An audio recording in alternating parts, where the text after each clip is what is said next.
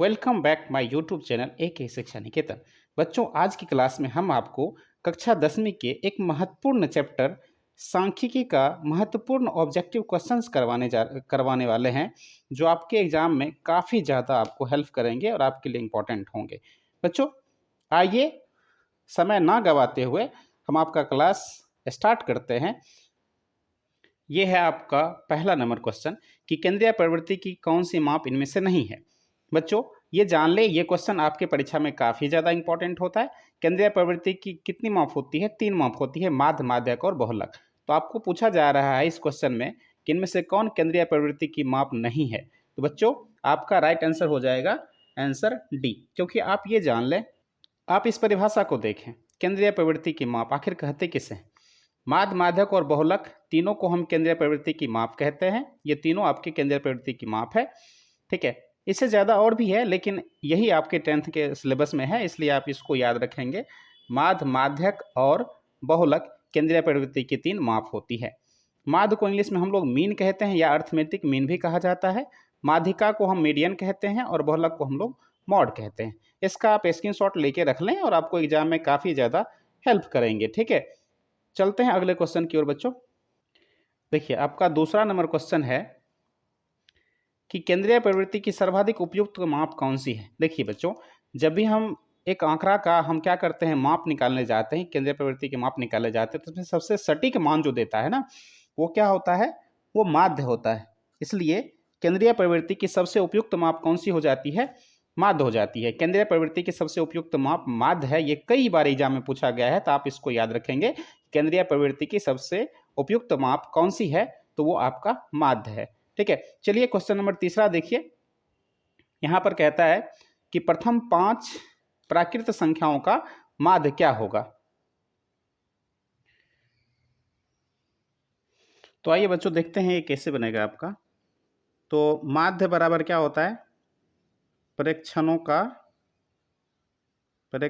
का योग। ठीक है, बट्टे में क्या होता है बच्चों? प्रेक्षणों की संख्या होती है, प्रेक्षणों की संख्या। ठीक, ये हो जाती है आपका। ठीक है, तो यहाँ से देखें, प्रथम 5 प्राकृत संख्या पूछ रहा है। तो प्राकृत संख्या कहाँ से स्टार्ट हो जाती है? प्राकृत संख्या जो आपकी स्टार्ट होती है वो किससे होती है? 1 से होती है। 1 2 3 4 5। ठीक है, इसका हमें क्या करना है? माध्य ज्ञात करना है। तो बच्चों, माध्य बराबर क्या हो जाएगा? सबको जोड़िए, 1 + 2 + 3 + 4 + 5 बट्टा में कितना संख्या है? 5 है। नमनी कर लीजिए, 1 2 3 4 5, तो 5 से हमने डिवाइड कर दिया। तो ये हो गया आपका 1 2 3 3 3 6 6 4 10 10 5 15 हो गया। अब 15 में आप क्या करें? 5 से भाग दे दें, तो आपका कितना आ गया? 3 आ गया। तो आपका आंसर देखिए कौन सा हो जाएगा? तो आपका आंसर हो जाएगा ऑप्शन नंबर सी। इस तरह से आपको एग्जाम में पूछा जाता है कि प्रथम 5 प्राकृत संख्या। मैंने प्रथम 5 प्राकृत संख्याओं का माध्य करवाया। हो सकता है परीक्षा में आपको पूछ ले प्रथम 10 प्राकृत संख्या पूछ ले, या ये भी हो सकता है कि प्रथम 3 प्राकृत संख्या पूछ ले। ठीक है, तो आपको कुछ नहीं करना है। प्राकृत संख्या कहाँ से स्टार्ट होती है? प्राकृत संख्या 1 से स्टार्ट होती है, तो आपको 1 से लेकर 5 तक क्या करना है? काउंट कर लेना है। अगर 5 प्राकृत संख्या पूछेगा तो सबको क्या करना है? ऐड कर देना है, और जितनी संख्या है उससे क्या करना है? डिवाइड कर देना है। तो डिवाइड करके जो भी आएगा वो आपका आंसर हो जाएगा। ठीक है, तो चलिए ऐसा ही आपका अगला क्वेश्चन है, आप इसको देखें और इसको सॉल्व करने की कोशिश करें। देखिए आपका क्वेश्चन नंबर कितना है? क्वेश्चन नंबर 4 जो है वो कहता है प्रथम 5 पूर्ण संख्या। बच्चों, प्रथम 5 पूर्ण संख्या जो होती है ना, तो आप क्या करोगे? पूर्ण संख्या कहाँ से स्टार्ट होती है बताओ? पूर्ण संख्या जो स्टार्ट होती है वो 0 से स्टार्ट होती है। ठीक है, पूर्ण संख्या आपकी स्टार्ट होती है 0 1 2 3 4 5, इस तरह से बढ़ते जाती है। आपको कितना नंबर चाहिए? आपको सिर्फ 5 नंबर चाहिए। तो ये हो गया 1 2 3 4 और 5। आपको यहाँ तक ही काउंट करना है। तो आपको क्या करना है? इसका माध्य निकालना है। ठीक है, तो माध्य सबको क्या करना है? जोड़ देना है। ठीक है, तो ये हो गया 0 + 1 + 2 + 3 + 4। देखिए 5 पूर्ण गया, 1 2 3 4 5। तो आप क्या करना है? परीक्षणों का योग सबको जोड़ देंगे, और परीक्षणों की संख्या यानी 5 है तो इसको भाग दे देंगे। तो ये जोड़िएगा, तो ये 1 हुआ, 1 में 2 जोड़िएगा तो 3 हो गया, 3 + 3 6 हो गया, 6 में 4 जोड़िएगा तो 10 हो गया। तो ये हो गया 10, अब बट्टा में क्या हो गया? 5। तो ये कट के आ गया आपका 2। तो देखिए आपका क्वेश्चन का आंसर क्या हो जाएगा। तो ये क्वेश्चन है आपका क्वेश्चन नंबर 4 है, तो इसका राइट आंसर क्या हो जाएगा, 2 हो जाएगा। तो आपका ये ऑप्शन नंबर बी सही हो जाएगा। हो सकता है बच्चों एग्जाम में आपको पूछ ले प्रथम 3 पूर्ण संख्या का माध्य पूछ ले, तो आप कर लीजिएगा अब, ठीक है। तो प्रथम 3 पूछा जाएगा, तो 3 अगर पूछा जाए, ठीक है, तो आप क्या कर लोगे, 0 + 1 + 2 हो गया ना 3 नंबर, 1 2 और 3, और 3 से क्या करोगे, डिवाइड कर लोगे, तो ये 3 जोड़ो, 1 + 2 3 हो गया, 3/3 कट के क्या हो गया, 1 आ गया, ठीक है। इस तरह से आप कर लेना, ठीक है। एग्जाम में यहाँ से क्वेश्चन हर हाल में बच्चे आएंगे, मैं गारंटी लेता हूँ इस बात की कि यहाँ से क्वेश्चन जरूर आएंगे। इस दोनों में से कोई एक क्वेश्चन जरूर आएगा, इस टाइप का आएगा। हो सकता है मैंने 5 पढ़ाया, आपको 3 आ सकता है, 4 आ सकता है, या आ सकता है, ठीक है। तो निकालने का मेथड बच्चा ना मेरे प्यारे बच्चों आपको पता होना चाहिए। बाकी बात क्वेश्चन जब भी आएगा ना वो आप कर लोगे, क्वेश्चन बनाने का तरीका सीख लो। क्वेश्चन ना यही आएगा इसकी गारंटी नहीं होती, क्वेश्चन इसी टाइप का आएगा इसकी गारंटी जरूर होती है बच्चों, ठीक है। तो ये भी हो सकता है कि आपका पूरा का पूरा क्वेश्चन मिल जाए, तो इसमें कोई डाउट नहीं है, ठीक है। अब चलिए इस क्वेश्चन का आंसर बताइए क्या हो जाएगा। पूछा जा रहा है कि संख्या 1 0 और 2 का माध्य क्या होगा। तो माध्य मतलब क्या करना है, तीनों को जोड़ दो ना, जोड़ो, ठीक है। जोड़ो तो इसको कितना है आपका, 1 है 0 है और 2 है, तो ये हो गया 1, ये हो गया 0 और ये हो गया 2। अब बट्टा हम क्या करना है, 1 2 3, 3 नंबर से डिवाइड कर देना है। तो 1 + 0 1 ही रह गया, उसमें 2 जोड़ो तो 3 हो गया, और 3/3 कट के क्या हो गया, 1। तो आपका आंसर क्या हो जाएगा, देखो आंसर 5 नंबर का आंसर हो जाएगा आपका 1, ठीक है। इसी तरह से परीक्षा में आता है क्वेश्चन ना, डेफिनेट इसी तरह से आता है बच्चों। तो आप इसकी प्रैक्टिस कर ले, ठीक है, अच्छे से। और बच्चों जान लो, स्टूडेंट लाइफ में ना कभी आप ये सोचोगे कि श्योर है ना हमें ये आता है, तो ये आपको ले डूबेगा, ठीक है।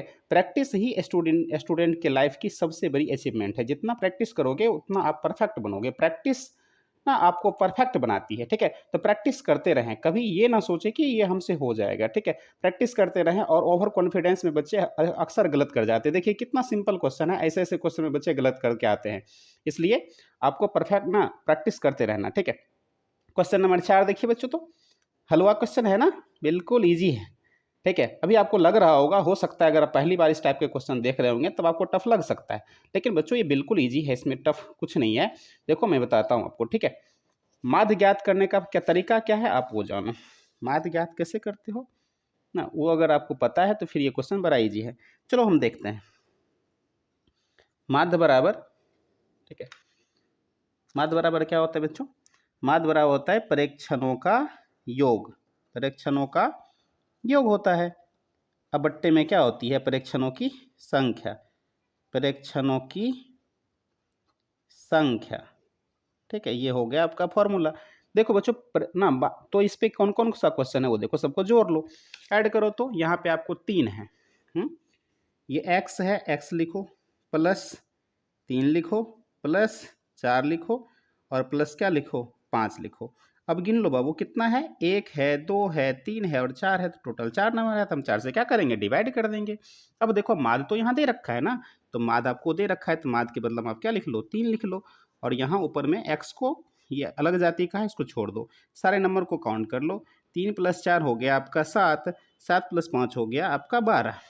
और यहाँ आपको क्या करना है, सॉरी मैं मिस्टेक बच्चों, यहाँ पे 4 है तो 4 लिखेंगे, ठीक है।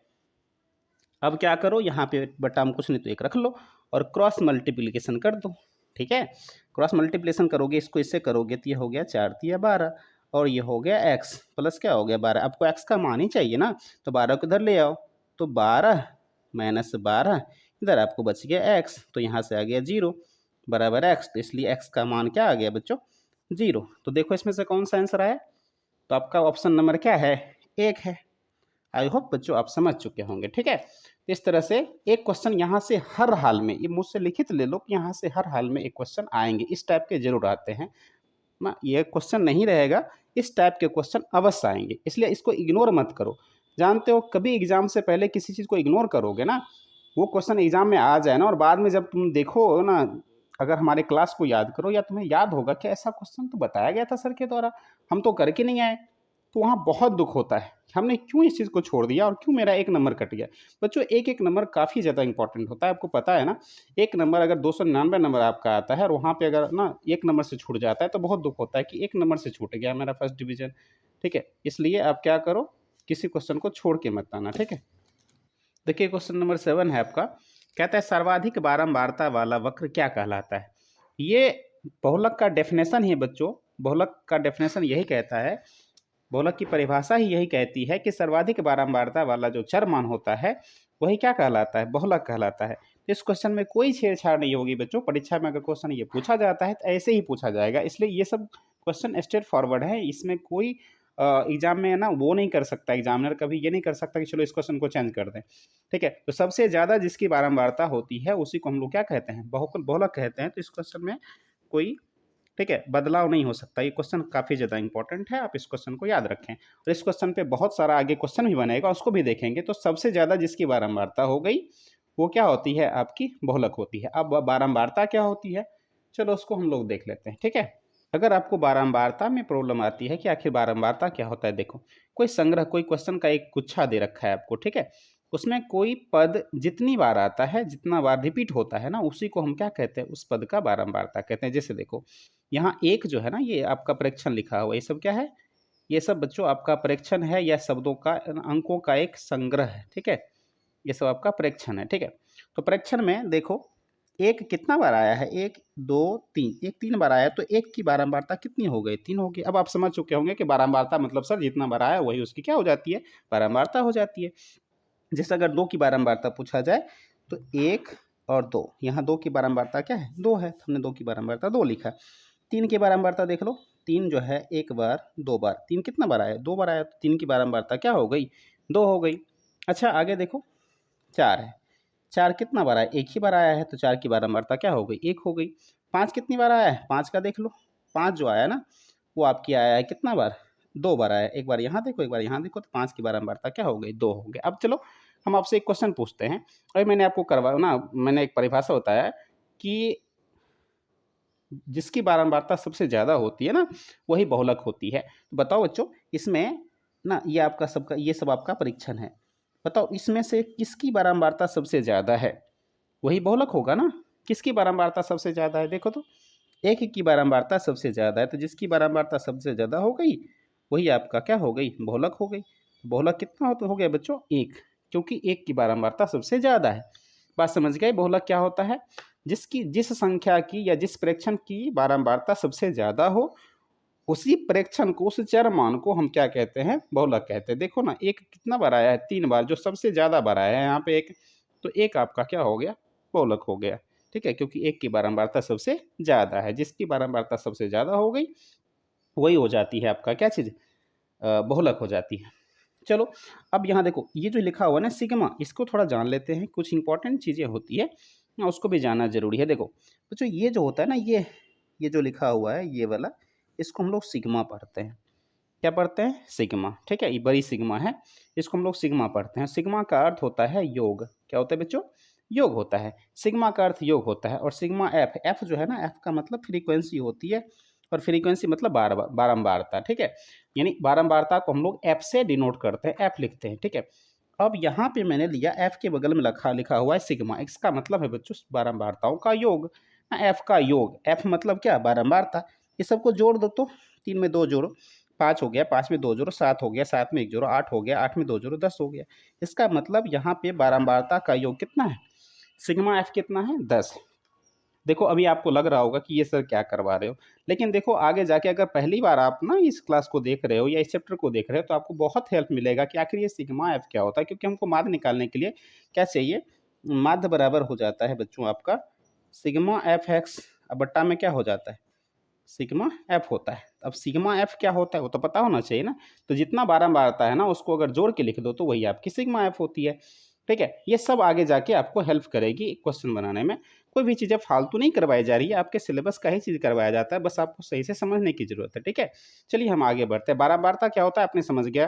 ठीक है, बहुलक क्या होता है, आई होप आप समझ गए होंगे कि बहुलक क्या होता है। ठीक है, तो आप समझ गए होंगे कि क्वेश्चन नंबर 7 का आंसर क्या है, बहुलक है। सर्वाधिक बारंबारता वाला चरमान क्या कहलाता है, बहुलक कहलाता है। ठीक है, देखना ये क्वेश्चन काफ़ी ज़्यादा इंपॉर्टेंट है, एग्जाम में ऐसे ही पढ़े रहेंगे, इस बात की गारंटी हम लेता हूँ। ठीक है, मैं लेता हूँ इस क्वेश्चन की गारंटी लेता हूँ कि क्वेश्चन एग्जाम में आएगी। ठीक है, ये वाला क्वेश्चन नंबर 7, ठीक है, हर हाल में आती ही है, और मैंने इस टाइप का करवाया, ये आता ही है, आएगा ही आएगा। ठीक है, इसलिए आप इस चीज़ को कभी इग्नोर मत करना। ठीक है, चलो आगे चलो। ये क्वेश्चन काफ़ी ज़्यादा, एक क्वेश्चन नंबर 8 भी काफ़ी ज़्यादा इंपॉर्टेंट है, इसमें कोई छेड़छाड़ नहीं होगी, ठीक है। अब यहाँ पे कौन सा फॉर्मूला है जो सही है ना, आपको इस क्वेश्चन को परीक्षा में दूसरे ढंग से पूछा जाता है। क्वेश्चन को ये भी पूछा जाता है कि माध्य, माध्यक और बहुलक में कौन सा संबंध है उसको बताएं। कभी इस क्वेश्चन को ना ऐसा लिख दिया जाता है, अथवा ना इसमें से 4 ऑप्शन दे दिया जाएगा और अब पूछा जाएगा कि अब इसमें से कौन सा आंसर क्या है सही। देखो, हो सकता है ये याद रखना काफ़ी ज़्यादा आपको मुश्किल लग रहा होगा, लेकिन देखो मैं बताऊंगा ट्रिक, ठीक है, जिससे ये काफ़ी ज़्यादा ईजी हो जाएगा याद रखना, ठीक है। तो देखो होता क्या है, इसको फॉर्मूला को याद रखने के लिए हम एक ट्रिक बताते हैं। ट्रिक, देखो ट्रिक में कभी ये नहीं कह सकते सर आप बोल क्या रहे हो, ठीक है।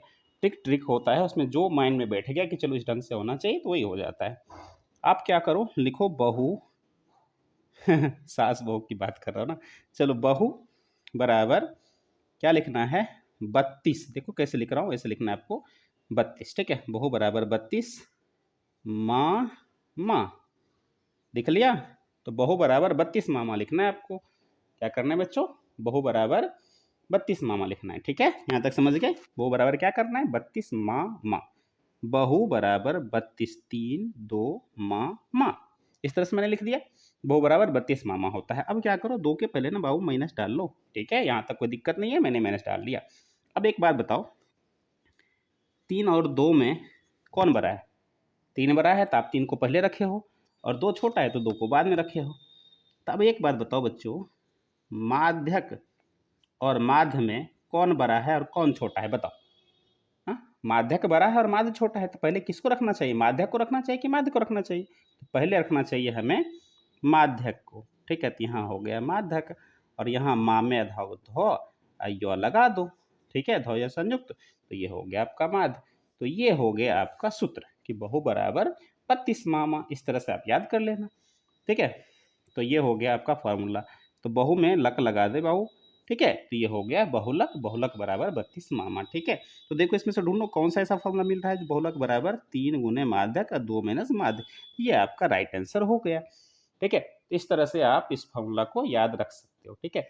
बाकी बात आप तो जानते ही हो सकता है परीक्षा में अगर इस चीज को क्या करे, इधर उधर कर दे ना, माइनस वाले चीज को उधर ले जाएगा तो प्लस में चला जाएगा, इस तरह से कर सकता है, लेकिन यही फॉर्मूला आपका सही है।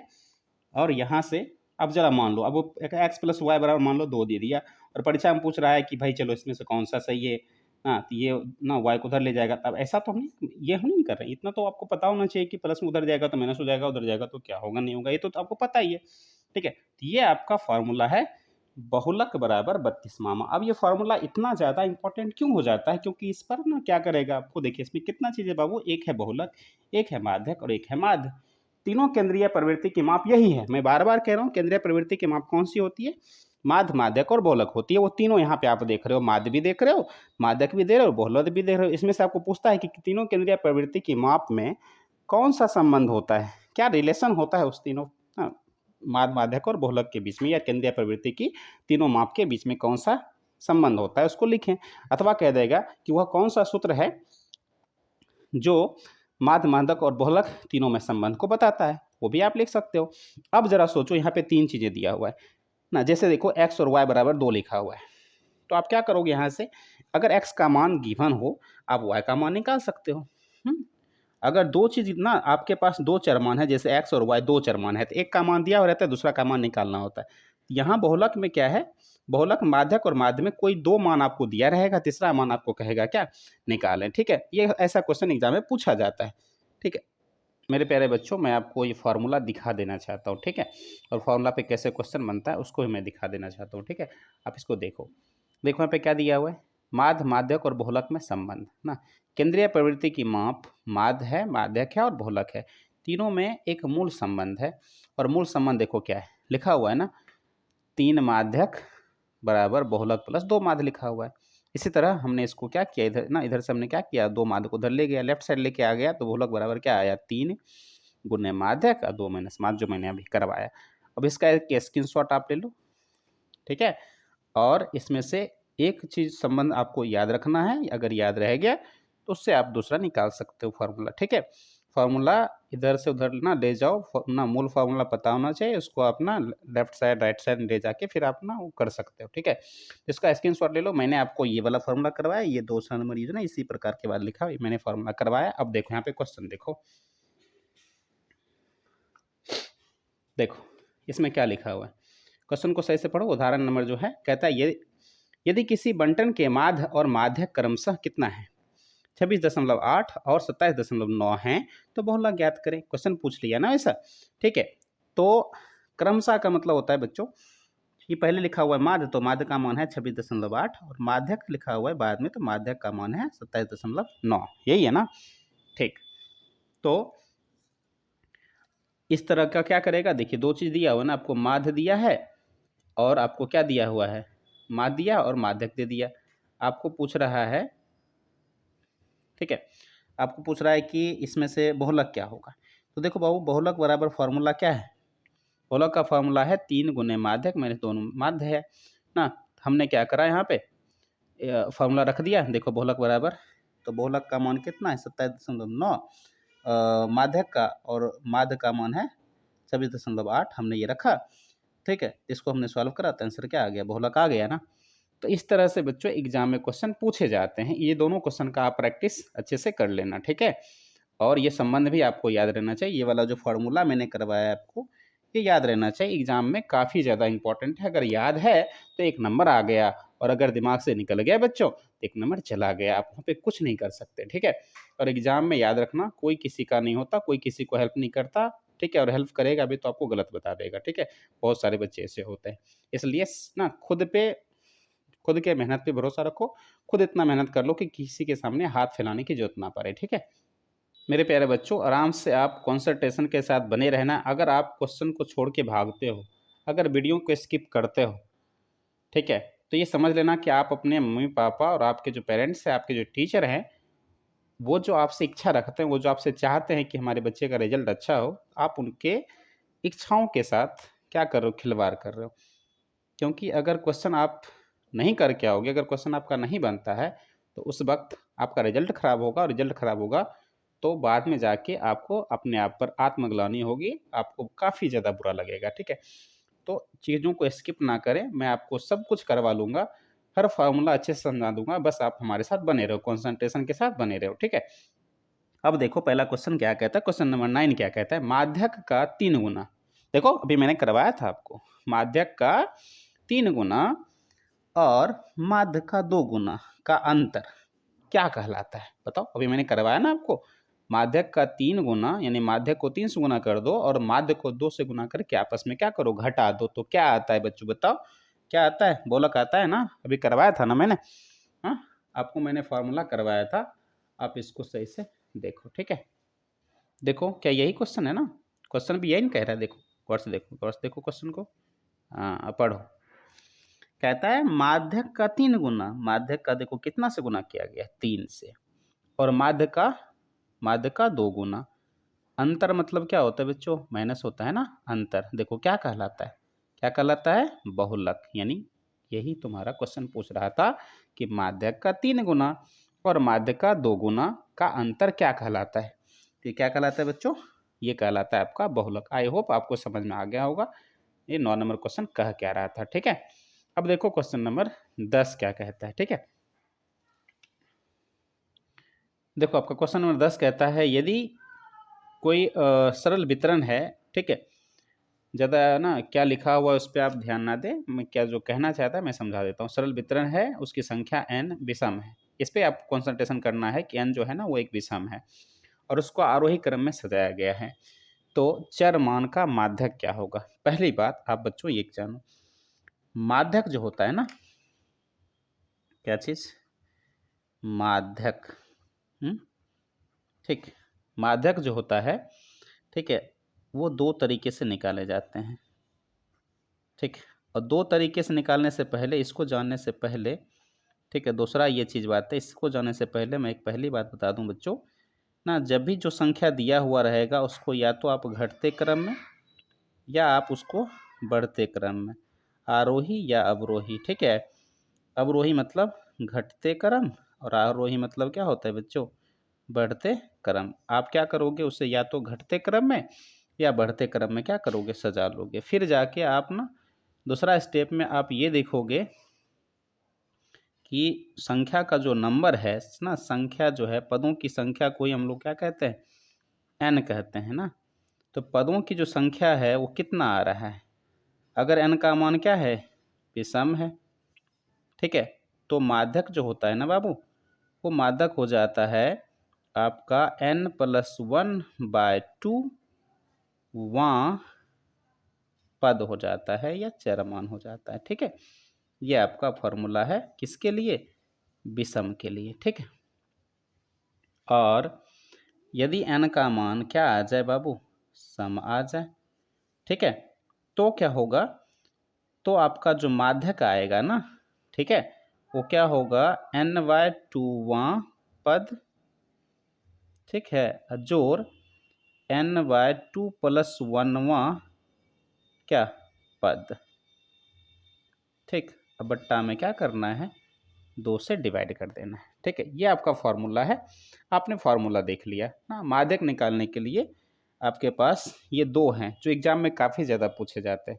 सबसे पहले आपको क्या ध्यान में रखना है कि जो भी संख्या दिया हुआ है आप उसको क्या करो, या तो आरोही क्रम में या तो अवरोही क्रम में, यानी कि घटते क्रम में या बढ़ते क्रम में क्या करना, उसे सजा लेना, ठीक है। और जब सज जाए तो आप देखना कि नंबर जो है कितना पद है, पदों की संख्या जो है वो सम है या विषम है, सम बार आया है या विषम बार आया है, ठीक है। आपको ये क्या करना है, देखना है, ठीक है। उसके बाद अब जैसे देखो मैं आपको एक क्वेश्चन करवाता हूँ, ठीक है। आप उस क्वेश्चन को देखना, यहाँ 1 लिखा मैंने, 2 लिखा मैंने, 3 लिखा मैंने, 4 लिखा मैंने, और फिर से क्या कर दिया, 2 लिखा, ठीक है। का माध्य पूछ रहा है, इसका माध्यक पूछ रहा है आपको, ठीक है। माध्यक ज्ञात करें, यह आपका पहला क्वेश्चन है, ठीक है। तो आप देखो ये मैंने ना क्या करा है, घटते या बढ़ते क्रम में नहीं है ना, उल्टा पुल्टा लिखा हुआ है, ठीक है। तो आप इसको क्या करो, घटते ना बढ़ते क्रम में लिख लो ना। फर्स्ट स्टेप क्या कहता है, बढ़ते क्रम में लिखो, बढ़ते क्रम में 1 हो गया आपका, फिर 2 हो गया, फिर 2 हो गया, फिर 3 है और फिर 4 है, ठीक है। तो n का मान कितना है बाबू, 1 2 3 4 5, n का मान 5 है और वो क्या है, विषम है, ठीक है, विषम है ना। चलो ठीक। तो अब देखो जब विषम रहेगा ना, तो देखो ऐसे तुक्का लगाने वाली जो बात होती है वो उसमें क्या करना है बाबू, विषम होना तो 2 इधर से हटा दो और 2 इधर से हटा दो, बीच वाला जो हो गया वही आपका क्या हो गया, माध्यक हो गया, ठीक है। बीच वाला ही आपका क्या हो गया, माध्यक। सबसे बीच वाला जो हो जाता है ना बाबू, वो आपका क्या हो जाता है, माध्यक हो जाता है। लेकिन अगर रूल से जाते हो, ठीक है, तो माध्यक के लिए फॉर्मूला क्या है, माध्यक के लिए देखो फॉर्मूला मैंने क्या करवाया, n+1/2वां पद है ना, ये है। तो कर लो, n का मान क्या है, n+1/2वां पद, ये है ना आपका सूत्र।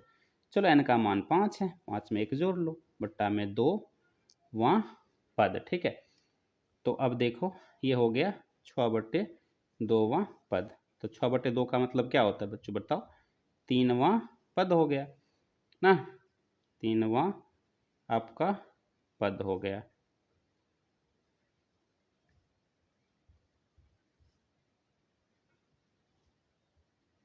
ये हो गया। तो तीसरा पद कौन सा है इसमें, देखो तो 1 2 3, तीसरा पे आ गया ना, 1 2 3 तीसरा पे आ गया, तीसरा पद आपको लिखना है। तीसरा पद क्या है, देखो 2 है, तो आपका आंसर 2 हो गया। तो दोनों तरीका है बच्चों, आप चाहो तो ना जब n का ना मान आ जाए विषम तो बीच वाला ढूंढ के लिख दो। लेकिन अगर आपको बीच वाला नहीं आता ना, फॉर्मूला पता होना चाहिए ना, परीक्षा में अगर फॉर्मूला ही पूछ लिया तब क्या करोगे, इसलिए मैंने फॉर्मूला भी करवा दिया और डायरेक्ट कैसे निकालते हैं मैंने वो भी करवा दिया, ठीक है। अब एक और क्वेश्चन देख लो, चूंकि देखो इस पर मैं आगे क्वेश्चन बनवाऊंगा, ठीक है, इसलिए मैं चाहता हूँ कि पहले फॉर्मूला समझ लो, ठीक है। क्वेश्चन हमने एक करवाया, दूसरा क्वेश्चन हम आपको अब करवा रहे हैं, ठीक है। अब देखो इसमें क्या दिया, क्वेश्चन बोल दिया 1 2 1 3 2 4 ऐसा दे दिया। गिन लो कितना है, 1 2 3 4 5 6 है ना। ये तो पता है सम वाला है, सम वाला फंडा इसमें लगेगा, ठीक है। लेकिन पहले हम क्या करते हैं, पहले ये मत बोलो कि हमें बढ़ते क्रम में लिखना है। फर्स्ट स्टेप में हम क्या करेंगे, इसे बढ़ते क्रम में लिख लेंगे, ठीक है बच्चों। बढ़ते क्रम में लिखते वक्त हम क्या करते हैं, सबसे छोटा वाला पहले लिखते हैं। 1 हो गया, उसके बाद फिर 1 हो गया, उसके बाद 2 2 बार आया है, उसके बाद 3 हो गया, फिर उसके बाद क्या हो गया, 4 हो गया। इस तरह से हमने सजा लिया। अब आपको क्या चाहिए, माध्यक। तो माध्यक का सूत्र क्या कहता है बच्चों, यहाँ पे देखो n/2वां पद ना, n/2वां पद अब प्लस n/2 प्लस 1वां पद कह रहा है। तो n का मान आपका कितना है, देखो n का मान है बाबू 1 2 3 4 5 6। n का मान आपका कितना है, 6 है। तो यहाँ पे हम 6 लिखेंगे, बट्टा में 2 लिखेंगे ना। तो ये 6/2वां पद, और यहाँ भी हो गया 6/2 प्लस 1वां पद। मैं स्टेप नहीं भाग रहा हूँ, मैं चाहता तो बहुत ईजी से स्टेप भाग सकता था, लेकिन मैं नहीं भागा। 6/2 का मतलब हो गया तीसरा ना, तीसरा पद। और ये 6/2 का मतलब बताओ 3 है, और 3 में एक जोड़ लो बाबू। 6/2 का मतलब क्या, 3, और उसमें एक जोड़ो, तो ये हो गया चौथा क्या पद, ठीक है। तीसरा पद और चौथा पद को जोड़ के हम क्या करते हैं, बट्टा में 2 से भाग देते हैं। सॉरी बच्चों, फार्मूला हम लिखने में थोड़ा मिस्टेक कर दिए थे, बट्टा में 2 होना चाहिए। देख रहे हो, बट्टा में 2 है ना, ठीक है, मैंने ये लिखा। अब तीसरा पद ढूंढो क्या है। तीसरा पद देखो, गिनो 1 2 3, तीसरा पद है आपका 2। और चौथा, चौथा देखो तो 1 2 3 4, चौथा ये है 2। अब बट्टा में सूत्र में क्या है, 2 है, ठीक है। तो ये 2 + 2 हो गया 4, बट्टा में सूत्र में 2 है, ये आपका 2। तो ये आपका आंसर आ गया 2। हो सकता है, मान लो मैं यहाँ पे क्वेश्चन को चेंज कर देता हूँ, मान लो यहाँ पे 3 है, सपोज कर लो ऐसा है। क्वेश्चन को मैंने थोड़ा चेंज कर दिया, ठीक है, ऐसा कर दिया। तो फार्मूला यहाँ पे देखो मैंने लिखा है सम वाला, ये फार्मूला है। ये फार्मूला यहाँ पे मैंने फिर से लिखा, बट्टा में 2 है, ठीक है। तो n का मान आपका 6 है, तो 6 ना, इस तरह से आप क्या देख रहे हो, n का मान 6 है ना, 6 का आधा कर दो, 6 का आधा क्या हो गया 3। तो बाबू तीसरा लिख लो, और उसके एक बाद वाला चौथा लिख लो, ठीक है। आधा करके आधा में जो बीच में आता है उसको लिख लो, उसके बाद वाले को लिखो, 2 से भाग कर दो। तो बाबू तीसरा पद देख कितना है, 1 2 3 2 है, हमने 2 लिखा। और चौथा पद 1 2 3 4, चौथा पद कितना है, चौथा पद लिखना है ना, मैं चौथा पद लिखना है, तो चौथा पद आपका क्या है, 3 है। हमने यहाँ पे 3 लिखा, 3 + 2 क्या हो गया, 5 हो गया। 5/2 का मतलब 2.5 होता है, 2.5 होता है ना। इस तरह से मैंने आपको ना जो अवर्गीकृत माध्यक है उसको कैसे ज्ञात करते हैं उसका मैंने फॉर्मूला करवा दिया, ठीक है। तो मैं चाहूँगा आप इसका क्या करो, एक स्क्रीनशॉट ले लो, ताकि फार्मूला आपको पता होना चाहिए कि सम वाले में हम क्या करते हैं, विषम वाले में क्या करते हैं। फिर तो मैं आपसे भी क्वेश्चन बनवाऊंगा और आपको क्वेश्चन बनाना ही होगा, ठीक है। आगे बढ़े, चलो मेरे प्यारे बच्चों, मैंने आपको फार्मूला अभी करवाया ना। अब चलो देखो क्वेश्चन नंबर हम कितना तक, क्वेश्चन नंबर 10 तक मैंने करवा दिया था, क्वेश्चन नंबर 11 है। अब इसका आंसर आपको देना है। देखो यहाँ क्वेश्चन को पढ़ने से पहले आपको मेन पॉइंट जो पकड़ना है ना, वो ये पकड़ना है, क्या लिखा हुआ है, सम। तो सम के लिए हमने क्या बताया, देखो सम के लिए इतना, विषम के लिए क्या फार्मूला है, विषम वाला फार्मूला तो मैंने यहाँ पे दिया ही नहीं है, चलो कोई नहीं। सम वाला फार्मूला आपका ये है ना, n/2वां पद प्लस एक ना, उससे एक ज़्यादा, n/2वां पद में एक जोड़ दो, हो गया। और क्या करना है, 2 से भाग दे देना है। तो आपको ये फार्मूला याद रखना है कि माध्यक में सम होता है तो क्या निकालते हैं, और विषम होता है तो हम कौन सा फार्मूला लगाते हैं, ठीक है। चलो अब यहाँ पे क्वेश्चन मैंने आपको दिया एक ना, देखो उसी पे जा रहा है। क्वेश्चन कहता है, क्वेश्चन नंबर 12 ना, इस जो दिया हुआ एक ना नंबर है, इन सब की क्या करना है, आपको माध्यिका ज्ञात करना है। बच्चों माध्यिका चलो फटाफट ज्ञात करते हैं, हम भी ज्ञात करते हैं, आप भी ज्ञात करते हैं। कॉपी कलम लेके बैठा करो, जब भी बैठा करो कॉपी कलम लेके बैठा करो, ठीक है। अब चलो यहाँ पे देखते हैं, माध्यक निकालने से पहले फर्स्ट स्टेप क्या कहता है, चलो इसको बढ़ते क्रम में लिखो। देखो सबसे छोटा कौन है, 1 1 लिख लो, 1 से बड़ा कौन है, 2 2 लिख लो, 2 से बड़ा कौन है, 3 3 लिख लो, 3 से बड़ा 4 4 से बड़ा 5 5 से 6 6 से 7, इतना ही लिखा हुआ है, सबको मैंने लिख लिया, ठीक है। अब गिनो 1 2 3 4 5 6 7, n का मान जो है ना आपका कितना है, 7 है, जो अब बाबू आपका क्या है, विषम है, विषम है ना। तो ऐसे देखो बीच वाला पकड़ो, 3 इधर से हटा दिया, 3 इधर से हटा दिया, हमारा यही क्या है, माध्यक है।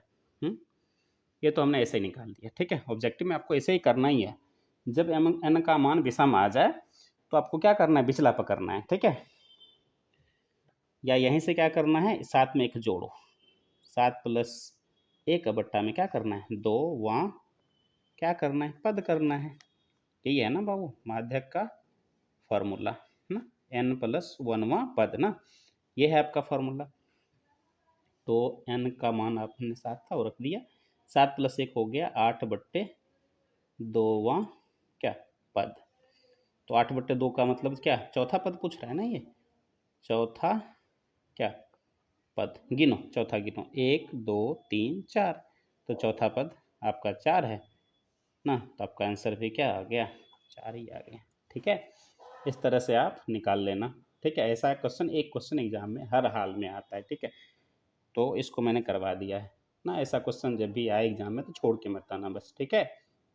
हाँ, अब चाहो तो स्क्रीनशॉट ले सकते हो बच्चों, इसका स्क्रीनशॉट ले लो, क्वेश्चन नंबर 12 मैंने करवाया था, उसका स्क्रीनशॉट चाहो तो आप ले सकते हो, ठीक है। अब क्वेश्चन नंबर 13 है, देखो क्वेश्चन नंबर 13 क्या कहता है।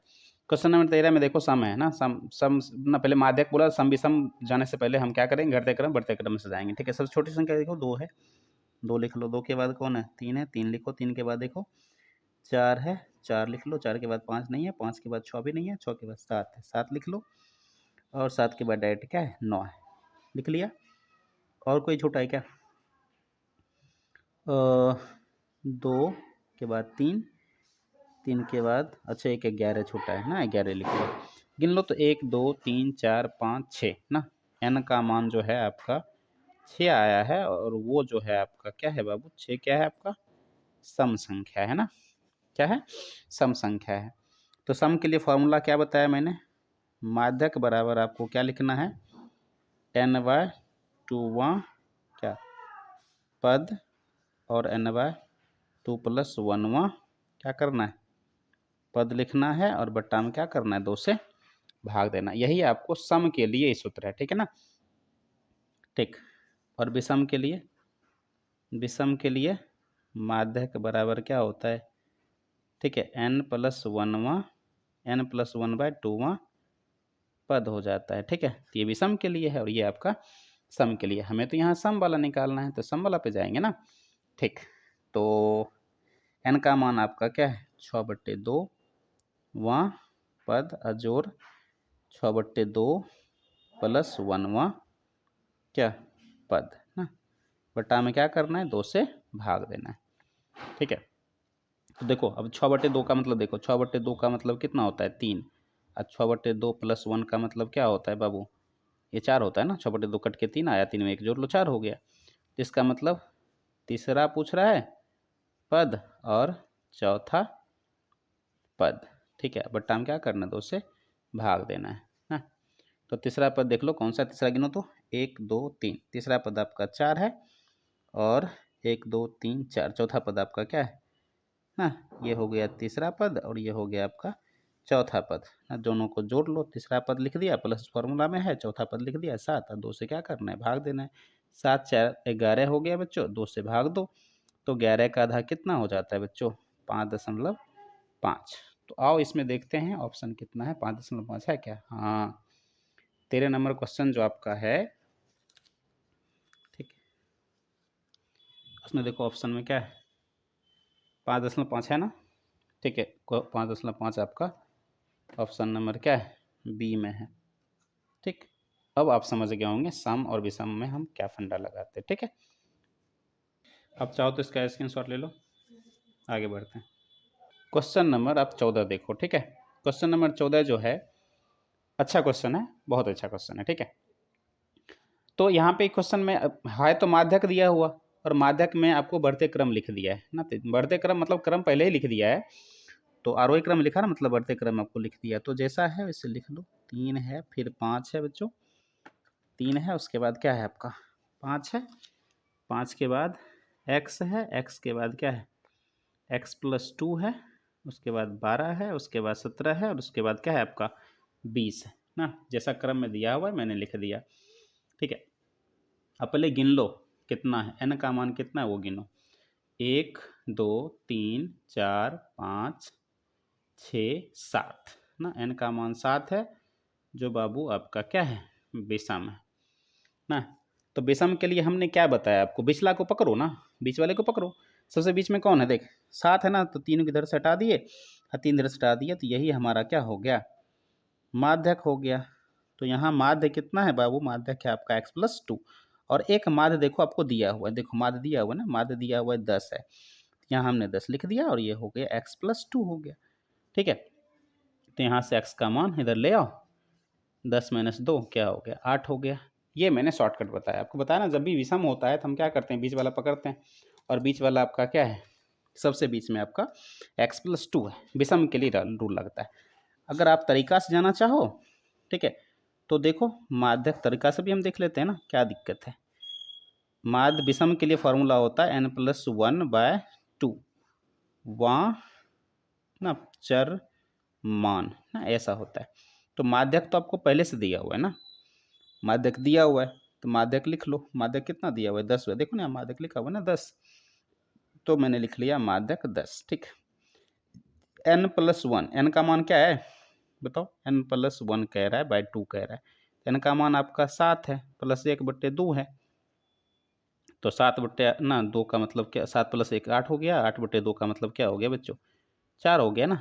एक का मतलब इसका मान जो है आपको 7 + 1/2 वहाँ चर मान, बताओ 7/1 का मतलब 8, 7 + 1 मतलब 8 हो गया, 8/2 का मतलब चौथा पूछ रहा है ना, चौथा चर मान। ठीक है, इसको हम तरीका से भी बता देते हैं आपको, ये 10 हो गया, देखो चौथा चर मान गिनो तो 1 2 3 और ये है आपका चौथा, तो चौथा दिया हुआ x+2, यहाँ से निकाल लो 10 - 2 = x, तो यहाँ से आ गया आपको क्या, x का मान 10 में से 2 घटाओगे कितना आ गया, 8 आ गया, इस तरह से हो गया। देखो बाबू, हम नहीं चाहते कि आपका ना कोई दिक्कत हो, इसलिए मैंने क्वेश्चन को प्रैक्टिस करवाने के लिए इतना मतलब इस तरह से क्वेश्चन डाल दिया, ठीक है, ताकि आपको ना क्वेश्चन एग्जाम में कोई दिक्कत ना हो। अगर आप समझ रहे होंगे तब आपको मज़ा आ रहा होगा क्लास में, और नहीं समझ में आ रहा होगी तब तो कोई बात ही नहीं, हवा के दिमाग से ऊपर से जा रहा होगा। अब क्वेश्चन नंबर आपका है, क्वेश्चन नंबर कितना है, 15 है। ठीक है, क्वेश्चन नंबर 15 में देख लो, पूछ रहा है बहुलक कौन सा होगा। ठीक है, तो बहुलक मतलब सबसे ज़्यादा बार ना, बहुलक परिभाषा में मैं लिख देता हूँ ताकि आपको दिक्कत ना हो। ठीक है, बहुलक बराबर सर्वाधिक, सर्वाधिक क्या, बारंबारता वाला चर मान। ये आपकी क्या है, परिभाषा है कि सबसे ज़्यादा जिसकी बारंबारता हो गया वही चर मान क्या कहलाता है, बहुलक। सबसे ज़्यादा बार इसमें कौन आया है, देखो तो ज़्यादा बार कौन आया है, यहाँ पे देखो 4 एक ही बार आया है, 8 देख लो तो 8 1 बार 2 बार और 3 बार आया है, 8 ही सबसे ज़्यादा बार आया ना, तो आंसर हो गया आपका क्या चीज़, 8, बस बात खत्म ना, 8 की बारंबारता सबसे ज़्यादा है। ठीक है, तो आपका बहुलक क्या हो गया, 8 हो गया, जिसकी बारंबारता सबसे ज़्यादा है वही 8 देखो कितनी बार आया है, 1 2 और 3 बार आया है ना, 8 आपकी आ गया है 3 बार ना, और सब संख्या जो है 3 बार कोई नहीं आया इसमें से, तो आपका बहुलक ये हो गया। ऐसा क्वेश्चन तो एग्जाम में हर हाल में रहेगा, ये बात जान लो। ठीक है, सबसे ज़्यादा जिसकी बारंबारता वही हो गया आपका बहुलक। इसका एक स्क्रीनशॉट लेके आप क्या करो, रख लो। ठीक है, क्वेश्चन नंबर 15। क्वेश्चन नंबर 16 में पूछ रहा है बहुलक ज्ञात करने का सूत्र कौन सा है। ठीक है, तो बताओ इसमें से कौन सा है, आपको ये तो याद होना चाहिए। बहुलक ज्ञात करने का सूत्र जो है क्वेश्चन नंबर या ऑप्शन नंबर ए है आपका ना, बहुलक बराबर हो जाता है L + F1 - F0/2 F1 - F0 - F2। ठीक है, ये फार्मूला तो आपको याद ही रखना होगा हर हाल में। बहुलक ज्ञात करने का सूत्र क्या है, क्योंकि बहुलक पूछ भी सकता है आपको, एक ज्ञात करने के लिए क्वेश्चन दे सकता है जो 2 नंबर बनाना है, और यहाँ पे बस फार्मूला एग्जाम में पूछ लिया जाता है। ठीक है, तो फार्मूला आपको पता होना चाहिए बहुलक का क्या होता है। ये वाला जो फार्मूला है बाबू, ये बहुलक का है आपका। ठीक है, और ये वाला जो फार्मूला है वो किसका है, माध्यक का है। ठीक है, जब वर्गीकृत माध्यक होगा तो आप इसका स्क्रीनशॉट लेके रख लो, एक माध्यक का फार्मूला और एक बहुलक का फार्मूला, और फार्मूला को याद कर लेना। ठीक है, और ये वाला नीचे वाला क्या है आपका, माध्य का है। ठीक है, तो हमने तीनों का फार्मूला एक एक बता दिया है, आप ना इस फार्मूला को याद रख लेना। ठीक है, एग्जाम में पूछा जाता है कि बहुलक का सूत्र क्या है, माध्यक का सूत्र क्या है और माध्यक का सूत्र। जब भी हम ना इसका डिटेल्स क्वेश्चन करवाएंगे, 2 नंबर क्वेश्चन करवाएंगे, तो वहाँ पर हम इस फॉर्मूला को अच्छा से समझा देंगे कि F1 क्या होता है, F0 क्या होता है। चूँकि ये वीडियो थोड़ा लंबा बन रहा है, इसलिए मैं यहाँ पे एक्सप्लेन नहीं कर पाऊँगा बच्चों। हम जब भी 2 नंबर क्वेश्चन करवाएंगे ना, तो वहाँ पे हम आपको बढ़िया से समझा देंगे, ठीक है। अब क्वेश्चन नंबर आपका क्या है, क्वेश्चन नंबर 17 बहुत ज़्यादा इंपॉर्टेंट है, बहुत ज़्यादा इंपॉर्टेंट है बच्चों। क्वेश्चन नंबर 17 परीक्षा में परिसर पूछा जाता है। रियल में देखो तो ये क्वेश्चन ना, ये जो 17 नंबर क्वेश्चन है ना, ये 9th का है। 9th में ही बच्चों को समझा दिया जाता है कि परिसर क्या होता है। लेकिन हो सकता है अगर आप 9th में अच्छा से नहीं देखे होंगे तो दिक्कत हो जाता है। 9th के एग्ज़ाम में तो ना ये सब उतना मायने नहीं रखता ना, 9th का तो बोर्ड था ही नहीं पहले, हाँ, इसलिए 9th में बच्चे पढ़ते भी उतना कॉन्सेंस नहीं, लेकिन 10वां में 1 नंबर घट जाएगा तो आपका समझ रहे हो ना कितना बड़ा प्रॉब्लम हो जाएगा। चलो मैं ना परिभाषा भी समझा देता हूँ और एक एग्जाम्पल भी दे दूंगा, ठीक है। देखो परिसर क्या होता है, कहता है सर्वाधिक यानी सबसे बड़ा तथा सबसे छोटा चरमान का जो अंतर होता है ना, उसी को हम लोग क्या कहते हैं, परिसर। अर्थात परिसर का मैंने फार्मूला लिख दिया बच्चों कि परिसर बराबर सबसे बड़ा परीक्षण और माइनस सबसे छोटा परीक्षण, यही हो जाता है परिसर का फार्मूला। आप क्या करो, इसका ना फार्मूला का स्क्रीनशॉट तो पहले से ले लो। ये परीक्षण क्या होता है, परिसर क्या होता है, माय मिस्टेक, परिसर मतलब रेंज होता है, रेंज का फार्मूला क्या होता है। देखो अब यहाँ पे एक उदाहरण दिया मैंने ना, और पूछा कि बताओ इसमें से परिसर क्या होगा, ठीक है। तो देखो सबसे ढूंढो तो सबसे बड़ा कौन है, सबसे बड़ा यहाँ पे 99 है, और सबसे छोटा कौन है, सबसे छोटा 1 है। तो आपका आंसर क्या होगा बताओ, परिसर का फॉर्मूला ना आपको पता है, सबसे बड़ा चरमान और सबसे छोटा चरमान यहाँ पर 1 है, और ये घट के कितना आ गया 98। आई होप बच्चों परिसर कुछ बड़ा नहीं होता है, परिसर बहुत छोटा चीज़ है ना, इसमें कंफ्यूज होने की कोई जरूरत नहीं। सबसे बड़े चरमान में से सबसे छोटा मान चरमान क्या करना, घटा देना। सबसे बड़ा यहाँ पे देखो 99 है और सबसे छोटा क्या है 1 है, तो हमने 99 में से 1 हटा दिया, तो ये हमारा क्या हो गया, परिसर आ गया। देखो कितना छोटा क्वेश्चन है, लेकिन यही परीक्षा में बच्चे को परेशान कर देता है। इसलिए मैं नहीं चाहता कि आप परेशान हो और आपका नंबर कट जाए, ठीक है। अब देखो क्वेश्चन नंबर 18 क्या कहता है, एक एक क्वेश्चन मैंने चुन चुन के लिया है जो एग्जाम में पूछा जाता है, एक भी क्वेश्चन मैंने फालतू नहीं लिया है, ठीक है। अगर क्वेश्चन को आप स्किप करते हो तो इसके लिए आप ना अपने फ्यूचर के साथ आप एक तरह से ना खिलवाड़ कर रहे हो, ठीक है। क्वेश्चन बिल्कुल नहीं छोड़ना है बच्चे, मेहनत से पढ़ना है, एकदम लगन से पढ़ना है, कॉन्सेंट्रेशन के साथ पढ़ना है, ठीक है। अब क्वेश्चन देखो काफ़ी इजी है, और इजी क्वेश्चन जब फॉर्मूला ही आपको नहीं पता होगा तो एग्जाम में कंफ्यूज हो गए होंगे, और क्वेश्चन बड़का इजी इजी क्वेश्चन है और इजी में फंस जाओगे, इजी में बिजी हो जाओगे समझे, इजी में क्या हो जाओगे, बिजी हो जाओगे। चलो पहले हम जान लेते हैं कि ये हमारा जो क्या पूछ रहा है, वर्ग चिन्ह पूछ रहा है। तो ये वर्ग चिन्ह आखिर होता क्या है, मैंने सबका डेफिनेशन तैयार रखा है ताकि आपको समझाने में दिक्कत ना हो। देखो ये होता है परिसर का परिभाषा, ठीक है।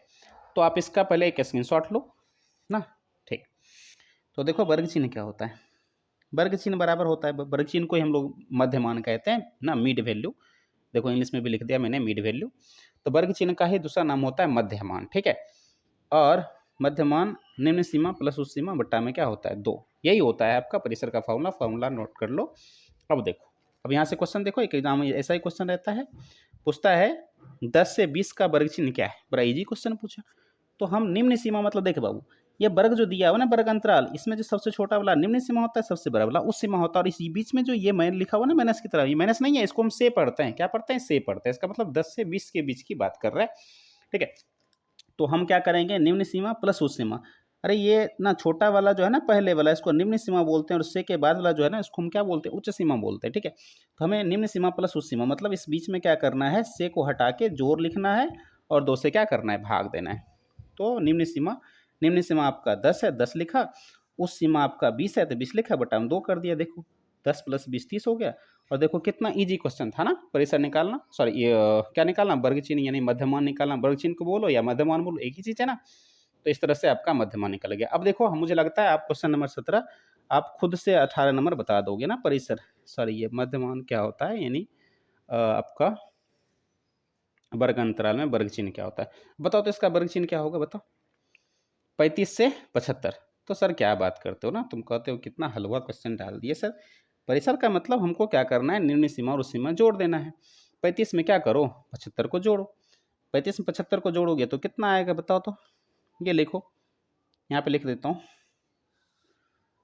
ना। आपको क्या करना है, 35 से 45 का पतंग क्या करना है, वर्ग चिन्ह निकालना है ना। तो वर्ग चिन्ह निकालना है आपको, तो 35 अब प्लस 45, अब बट्टा में 2 करो, तो ये हो गया आपका कितना 80 ना, 80 हो गया कि 90 हो गया। देख 5 5 10 हो गया, 0 हो गया, और 4 3 7 1 8 बट्टे 2, तो ये हो गया आपका 40 हो गया ना। तो आपका परिसर निकल गया कितना 40, सॉरी ये वर्ग चिन्ह निकल गया 40। देखो इसमें से कौन सा 40 है कहीं, ओ मैंने तो ऑप्शन ही गलत बना दिया, तो कुछ मिस्टेक करा मैंने बच्चों। 5 में 5 जोड़ लो तो 10 हो गया, 10 का 0 हाथ में की 1 हो गया, 3 + 4 हो गया 7, 7 में 1 जोड़ेंगे तो 8। तो चलो इसको ही मैं बना देता हूँ, 45 को बना देता हूँ, क्या चीज़ आपका 45 को बना देता हूँ 40 ना, ऑप्शन डालने में मिस्टेक हो गई, ठीक है। तो आपका आंसर क्या हो जाएगा, आंसर यही हो जाएगा आपका, ठीक है। वर्ग चिन्ह ना, इसका वर्ग चिन्ह कितना हो गया 45 में 35 जोड़ो और 2 से क्या करो भाग दे दो, 35 + 45 80 हो गया, 80 में हमने 2 से क्या किया डिवाइड किया, तो आंसर हो गया 40। इस तरह से वर्ग चिन्ह हम निकालते हैं, वर्ग चिन्ह मतलब मध्यमान, ठीक है। चल बढ़ते हैं क्वेश्चन नंबर अगला, काफ़ी ज़्यादा इंपॉर्टेंट, ऐसे ही ये क्वेश्चन एग्जाम में पड़ा रहता है। कहता है उस वर्ग ना, उस वर्ग का उस वर्ग का क्या है जिसकी सहायता से ना, नहीं, उस वर्ग को क्या कहते हैं, क्वेश्चन थोड़ा मिस्टेक है, उस वक्र को क्या कहते हैं, वक्र होता है वक्र ना, थोड़ा इसको मैं सही कर देता हूँ। उस वक्र को क्या कहते हैं, ठीक है, उस वक्र को क्या कहते हैं जिसकी सहायता से हम क्या कर सकते हैं, माध्यक ज्ञात कर सकते हैं। बहुत ज़्यादा इंपॉर्टेंट, माध्यक की सहायता से, ठीक है, त्वरण की सहायता से माध्यक ज्ञात किया जाता है, इसको आप दिमाग में रखोगे, ठीक है। त्वरण की सहायता से हम किसको ज्ञात कर सकते हैं, माध्यक को ज्ञात कर सकते हैं। अगर आपने थ्योरी पढ़ा होगा तो ये बहुत अच्छे ढंग से बन गया होगा, ठीक है। तो त्वरण ना, त्वरण की सहायता से हम किसको ज्ञात करते हैं, माध्यक को ज्ञात करते हैं, इसको याद रखना। त्वरण की सहायता से किसको ज्ञात करते हैं, माध्यक को। त्वरण की सहायता से हम किसे ज्ञात करते हैं, माध्यक को ज्ञात करते हैं, ठीक है। चलो आगे बढ़ते हैं। क्वेश्चन नंबर आपका 20 जो है, कहता है संचयी बारंबारता वक्र को क्या कहा जाता है। बहुत वीवी है, इसको कभी एग्जाम में छोड़ के मत जाना, इसको हमेशा हम ना समझ लो कि एग्जाम में आएगा ही आएगा, आएगा ही आएगा, ऐसा वाला क्वेश्चन है, ठीक है। तो इसलिए आप इसको याद रखना, संचय बारंबारता वक्र को हम लोग क्या कहते हैं, त्वरण कहते हैं। संचय बारंबारता वक्र को ही हम क्या कहते हैं, त्वरण कहते हैं, इसको याद कर लेना हर हाल में, ठीक है। संचय बारंबारता वक्र को हम लोग क्या बोलते हैं, त्वरण कहते हैं, इसको याद कर लेना, ठीक है। संचय बारंबारता वक्र को हम क्या बोलते हैं, त्वरण। क्वेश्चन नंबर 20 आपका काफी ज्यादा इंपॉर्टेंट है, ठीक है। अब देखो क्वेश्चन नंबर 21 देखो, हर क्वेश्चन अगर आप ना अच्छे स्टूडेंट हो, अगर आप मेहनती हो, तो आपको क्वेश्चन देख के मजा आएगा, वास्तव में मजा आएगा। लेकिन अगर आप ना मेहनत नहीं करा है 10वीं में, तो फिर आपको थोड़ा दिक्कत होगी बच्चों, ठीक है। और कुछ क्वेश्चन तो ऐसा है एग्जाम में वैसे ही पूछ लिया जाता है, लेकिन कुछ क्वेश्चन में आपको दिमाग लगाना पड़ेगा, जो मैं सिखा भी रहा हूँ कि कैसे आपको बनाना है, ठीक है। अब देखो क्वेश्चन नंबर 21 जो है, कहता है x के किस मान के लिए बहुलक, बहुलक दे रखा है आपको, तो पता है ना बच्चों, बहुलक मतलब सबसे ज्यादा बार आने वाला बारंबारता है, क्या कहलाता है, बहुलक कहलाता है, ठीक है। तो बहुलक कितना दे दिया है, कितना दिया बता बता, सबसे ज्यादा। परिभाषा याद रखो, यहाँ पे मैंने एक परिभाषा लिखा हुआ है बच्चों, मैंने एक परिभाषा यहाँ पे लिख रखा है, सबसे ज्यादा बार ना, तो बहुलक का मतलब क्या है, सबसे ज्यादा बार जो आया चरमान है उसी को हम लोग क्या कहते हैं, बहुलक कहते हैं, ठीक है। तो यहाँ पे देखो सबसे ज़्यादा ना 4 जो आया ना, वो कितना बार आया है, 2 टाइम आया है। 7 भी देखो कितना टाइम आया है, 2 टाइम आया है। इसका मतलब समझ में आया आपको मैं क्या कहना चाहता हूँ। तो 7 तो 2 ही बार आया है, और 4 3 बार आएगा, 7 से ना एक बार ज़्यादा बार आएगा तब ना बहुलक होगा। इसका मतलब है कि x का मान होना चाहिए 4, तब देखो ये हो गया 1 बार, 2 बार और 3 बार, 4 आ जाएगा 3 बार, तब ना वो उसकी बहुलक होगी। तो यहाँ से आपको पता चला कि 7 भी 2 बार आ रखा है और 4 भी 2 बार आ रखा है, ठीक है। तो और यहाँ आपको क्या दे रखा है ना, बहुलक दे रखा है 4 ना, इसका मतलब है बहुलक सबसे ना 4 जो है ना सबसे ज्यादा बार आया है। तो x का मान यहाँ पे क्या होता, 4 या 7 दोनों में से कोई हो सकता है। लेकिन 7 तब होता जब यहाँ पर मान बहुलक आपको 7 दिया रहता, लेकिन बहुलक दे रखा है 4, तो x का मान क्या होगा, 4 होगा। ये बात दिमाग में फिक्स रखना कि बहुलक वाला में जब भी x का मान पूछेगा तो जो आपका बहुलक होगा ना वही x का मान होगा। ठीक है, इतना दिमाग में आया। ठीक, तो ये आपका हो गया ऑप्शन नंबर 4। ठीक, ऐसा क्वेश्चन कभी नहीं पूछा गया है, लेकिन मैं चाहता हूं कि आपको सिखा दूं ताकि एग्जाम में आए तो आप ना ये ना कहो कि चलो ये तो हम क्वेश्चन जानते ही नहीं, कारक ना मुझे करवाया ही नहीं गया। ठीक है, क्वेश्चन नंबर 22 देखो। क्वेश्चन नंबर 22 जो है पूछ रहा है कि 11 से 15 के का जो है वर्ग आमाप यानी वर्ग लंबाई क्या होगा। वर्ग लंबाई कुछ नहीं होता है बच्चों, उच्च सीमा में से निम्न सीमा घटा दो वही वर्ग लंबाई होती है या वर्ग आमाप होती है, जिसको हम लोग ऊंचाई भी जनरली बोल देते हैं। तो वर्ग ना उच्च सीमा आपका 15 है और निम्न सीमा आपका 11 है। 15 में से 11 घटा लो तो आंसर आ गया 4। समझ गए ना। ठीक ठीक। और नहीं अगर आप चाहते हो कि नहीं सर हमको फॉर्मूला बताइए क्या होता है, हाँ तो देख लो। ठीक, ये आपका वर्ग आमाप और वर्ग लंबाई क्या है फार्मूला है। वर्ग आमाप यानी वर्ग लंबाई को हम लोग एच से डिनोट करते हैं, बहुत बार आपने माध्य बनाया होगा तो उसमें एच निकाला होगा। ठीक है, ठीक है। तो एच मतलब देखो, तो यहाँ आपका वर्ग अंतराल दे रखा है, बड़ा वाले में से छोटा वाले को घटा दो, 20 में से हमने 10 घटाया तो ये आपको आ गया वर्ग लंबाई यानी एच आ गया। इसी को हम लोग एच कहते हैं, वर्ग लंबाई या वर्ग आमाप कहते हैं। ठीक है, कोई दिक्कत नहीं, फार्मूला को का स्क्रीनशॉट ले लो। ठीक, क्वेश्चन नंबर 23 देखो, कहता है प्रथम 5 विषम संख्याओं का माध्य क्या होगा। तो मैंने देखो प्रथम 5 विषम संख्या तो इजी से हम यहीं पे कर देता हूँ मैं, आप निकाल लो। 5 विषम संख्या बोल रहा है, तो पहला विषम संख्या 1 है बाबू, दूसरा विषम संख्या आपका 3 है, तीसरा जो है वो 5 है, और फिर 7 है, और फिर विषम संख्या आपका क्या है 9 है, और 5 से आपको क्या करना है डिवाइड करना है। जोड़ो, 1 और 3 हो गया 4, 4 में आप 5 जोड़ो 9 हो गया, 9 में 7 जोड़ो 16 हो गया, 16 में 9 जोड़ो आपका क्या हो गया 9 6 15 25 हो गया, 25/5 कट के कितना हो गया आपका 5 आ गया, तो आपका आंसर हो गया कितना। ठीक है, इस टाइप का एग्जाम में हर हाल में आता है। हो सकता है मैंने 5 विषम करवाया और 5 सम पूछ ले, ये भी हो सकता है कि पूछ ले कि प्रथम 5 अभाज्य संख्या का माध्य क्या होगा। ये याद रखना, प्रथम 5 विषम संख्या, प्रथम 5 सम संख्या, प्रथम 5 अभाज्य संख्या, प्रथम 5 प्राकृत संख्या, प्रथम 5 सम संख्या, इसमें से क्वेश्चन पूछे जाते हैं। आपको तरीका बस पता होना चाहिए। ठीक है, ठीक। आगे कहता है बहुलक वर्ग कौन सा होगा। देखो सबसे ज्यादा बार जो आता है ना 12 बार आता है वही आपका बहुलक वर्ग होता है। सबसे ज्यादा बार ढूंढो तो 12, 15, 13 और 10 में सबसे ज्यादा क्या है, सबसे बड़ा 12 बार ये है, तो यही हो गया आपका बहुलक वर्ग हो गया 10 से 20। 10 से 20 देखो तो आपका आंसर हो गया ऑप्शन नंबर सी हो गया। ठीक है, अब कहता है समांतर माध्य ज्ञात करें। समांतर माध्य बोले या माध्य बोले, घबराना बिल्कुल नहीं है। ठीक है, 13 और 19 का पूछ रहा है, कुछ नहीं करना है बाबू, 13 + 19 कर दो, और कितना नंबर है 1 और 1 2 है, 2 नंबर से क्या करो डिवाइड करो, 13 में 19 जोड़ोगे तो हो जाएगा आपका 32/2। 32/2 का मतलब कितना होता है बच्चों 16। तो आपका आंसर क्या आ गया। देखो समांतर माध्य लिख के आपको बौखा रहा था, लेकिन हम बौखने वाले थोड़े ना हैं। तुम तो कहोगे अरे सर हमको करवा रखे हैं समांतर माध्य या माध्य, हम समझ जाएंगे, माध्य ही निकालने बोला है। माध्य मतलब क्या, परीक्षणों का योग बटे परीक्षणों की संख्या। 13 और 19 दो संख्या है, दोनों को जोड़ दो और दो ही संख्या है, 2 से डिवाइड कर दो। 13 + 19 32 हो गया, 32/2 का मतलब क्या हो गया 16 आ गया। इजी है ना, हलवा क्वेश्चन देता है और एग्जाम में लगता है इसको ना हम बच्चे को ना बौखा देंगे। अरे नहीं बौखाएगा, बिल्कुल नहीं बौखाएगा, हम पढ़ के जाएंगे। ठीक है, आ जाओ क्वेश्चन नंबर 26 देखो। अब देखो ये और भी ज़्यादा हलवा क्वेश्चन है ना, बस ये भी सी देख के हमको बौखाने की कोशिश कर रहा है। अरे नहीं बौखेंगे, माध्य पूछ रहा है। देखो क्या बोला, माध्य बोला, अब की बात गणितीय माध्य बोल दिया। अरे गणितीय बोलो या समांतर बोलो, माध्य बोल रहे हो ना। माध्य, माध्य बराबर सबको जोड़ देंगे और उसकी संख्या से भाग दे देंगे। तो बताओ तो ए बी और सी, इसको जोड़ो, देखो कहाँ जुड़ा हुआ है, यहाँ जुड़ा हुआ है। जोड़ा तो हुआ है लेकिन तीन को से भाग तो नहीं दिया।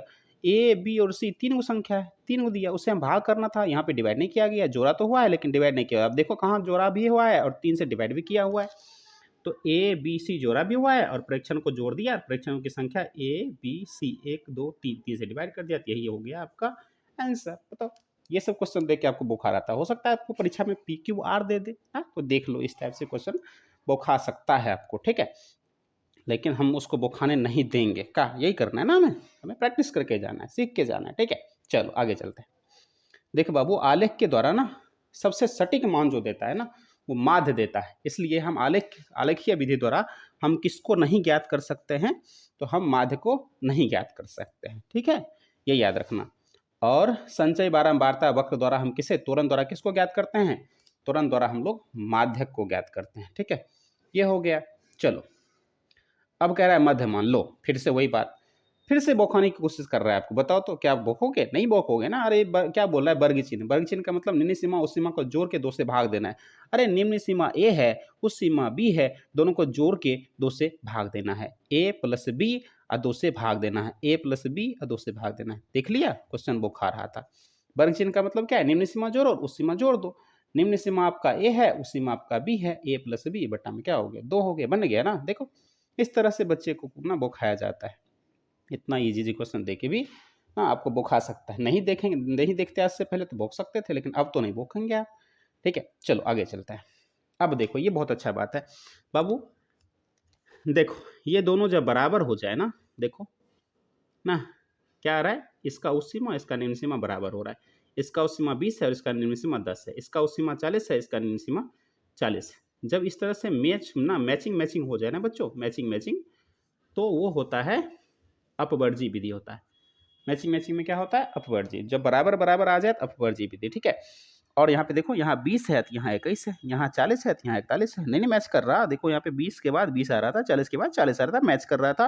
तो समान वाले में समावेशिक मत मार देना। ठीक है, समान वाले में अपवर्जी मारना, और ना असमान वाले में समावेशिक मार देना। देखो यहाँ पे 20 के बाद 21 नहीं मिल रहा, 41 के ना 40 के बाद 41 नहीं मिल रहा, तो ये हो गया आपका समावेशिक। ठीक है, तो आई होप बच्चों आपको मज़ा आया होगा मेरे साथ क्लास लेने में ना। आपका प्यारा सा कमेंट हमें ज़रूर भेजिएगा कि आपको क्लास कैसा लगा और कहाँ पे आपको लगता है कहीं हमको सुधार करने की ज़रूरत है। अगर आपको लगे कि यहाँ पर सर हमें इस टॉपिक की ज़रूरत है, किस किस टॉपिक की ज़रूरत है, अगर किसी भी टॉपिक में आपको लग रहा है ना ये टफ है, तो कमेंट बॉक्स में लिखो सर ये टॉपिक हमको समझ में नहीं आ रहा है। बिल्कुल ईजी लैंग्वेज में आपको समझा देंगे बच्चों। ठीक है, और कमेंट जरूर करो, लाइक शेयर एंड सब्सक्राइब जरूर करें बच्चों। मेहनत लगता है, हम आपके लिए मेहनत करते हैं, और हम यही चीज़ है, अगर आप लाइक करते हो, आप कमेंट करते हो, आप ना तो उसको पढ़ के ना बहुत मोटिवेशन मिलता है। हम आपके लिए अच्छे से अच्छा हम वीडियो बना के लाएंगे। ठीक है, चलिए मिलेंगे अगले क्लास में एक नए इम्पॉर्टेंट क्लास को लेकर। तब तक के लिए आप स्वस्थ रहें, मस्त रहें और ज़बरदस्त रहें। ठीक है, थैंक यू, मिलते हैं अगले क्लास में।